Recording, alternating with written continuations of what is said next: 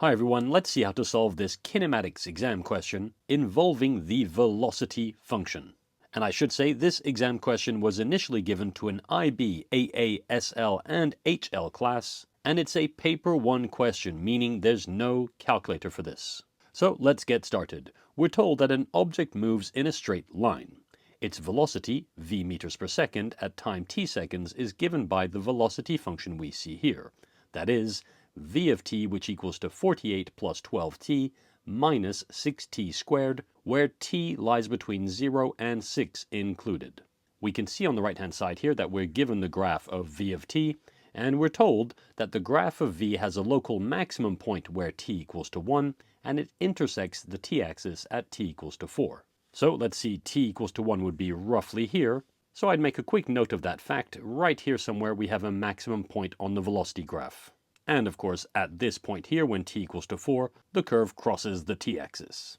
Now, the first thing we have to do here comes in two sections. We need to determine the object's maximum velocity as well as its maximum speed. Okay, well, let me start by writing solution. There we go, solution. And of course, we're starting with the first question, so I'll write 1 here, and a little Roman numeral 1 like so. Now, to find the maximum velocity from the velocity graph, well, all we really have to do here is find the maximum point on the curve. So that would be the one when t equals to 1. And so I'll quickly write that. The max, I'll just say max velocity, when t equals to 1. And so to find it, all we have to do is use the velocity function that's given to us in the question. And in fact, perhaps I'll box that to make that super obvious where to look. There we go. And so replacing all the t's that we have inside this function by 1, we'll find that the maximum velocity v1 is equal to 48 plus 12 times 1 minus 6 times 1 squared. That's equal to 48 plus 12 minus 6 times 1 squared. That's 6 times 1, so minus 6. And now 48 plus 12, well, that's equal to 60 minus 6, which gives us 54. So the maximum velocity is when t equals to 1, and it's equal to 54 meters per second. And that's the maximum velocity taken care of. For the second part of this question, though, we need to find the maximum speed. And so I'll quickly write a little lowercase Roman numeral 2. There we go. And here we need to find the maximum, and I'll just say max speed. Okay, now there's a quick distinction that needs to be made between velocity and speed here. When it comes to velocity, the sign, so positive or negative, matters. Consequently, when we're asked for the maximum velocity, as we were in the first part of this question, we're looking for the highest point on the curve, which is what we found. On the other hand, when we speak of maximum speed, we need to be thinking of the absolute value of the velocity. And to those of you studying physics, you'll no doubt know that in 2 or 3 dimensions, speed is the magnitude or modulus of the velocity vector. And so when it comes to an object moving in a straight line, so in 1 dimension, the magnitude or modulus is simply the absolute value. But now, putting physics aside here, what you really need to know and keep in mind is that when given a velocity function like this one, if we're asked for the maximum speed, then we're being asked for the maximum value of the absolute value of the velocity function. And in fact, let me label my little absolute value here. There we go. That's our speed. We could think of that as our speed function. All right, now I'm well aware that some of you may be intimidated by the absolute value written like this. So to make it easy, all we really need to ask ourselves is which point on the curve is furthest away from the t-axis?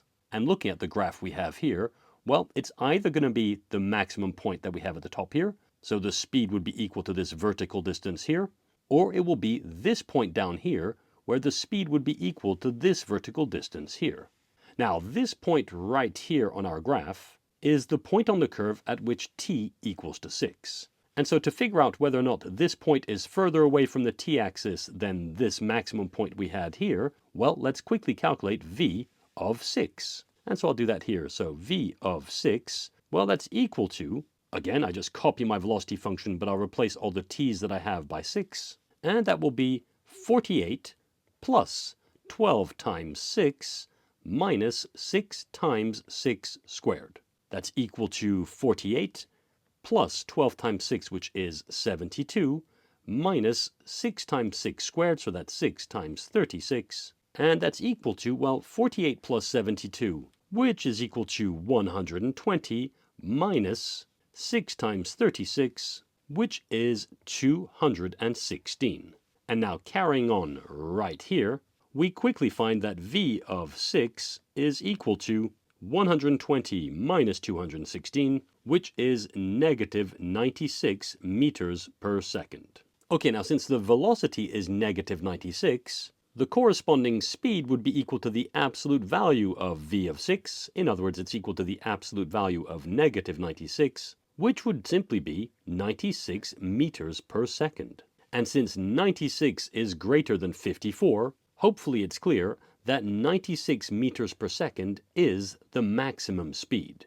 And as such, we've answered the question. Before moving on to question 2, though, let me quickly remind you of something.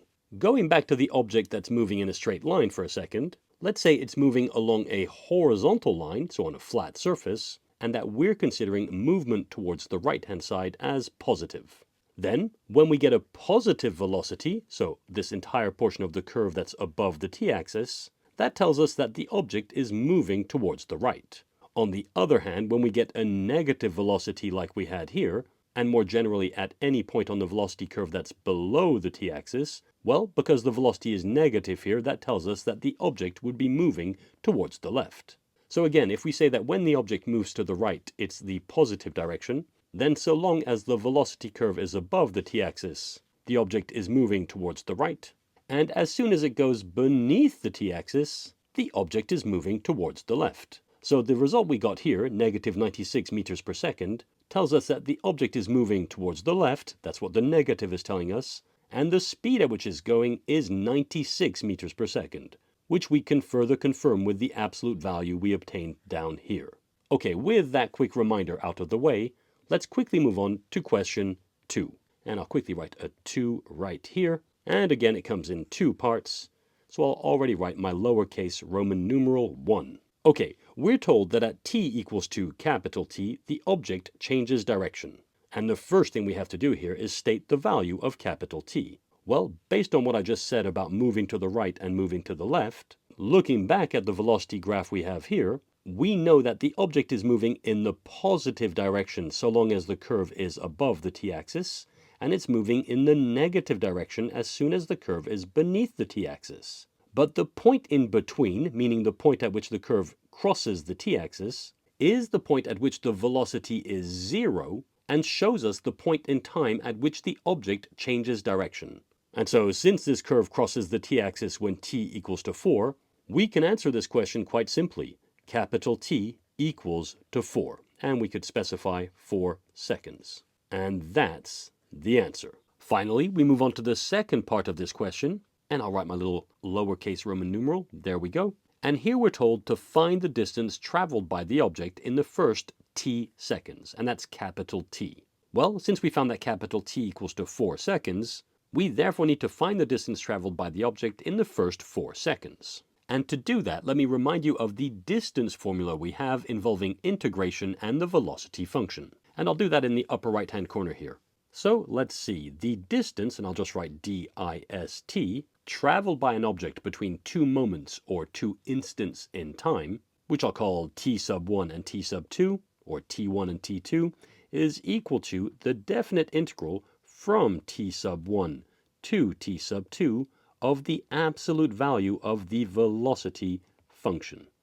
Careful, when calculating the distance traveled, the absolute value we have here can be very important, in particular if ever the function goes underneath the t-axis between t1 and t2. So let's see, copying this formula but replacing t sub 1 by 0 and t sub 2 by 4, and the velocity function we have here by the velocity function that's given to us in this question, we can go ahead and state that the distance traveled, dist again, is equal to the integral from 0 to 4, so the first 4 seconds, of the absolute value of 48 plus 12t minus 6t squared.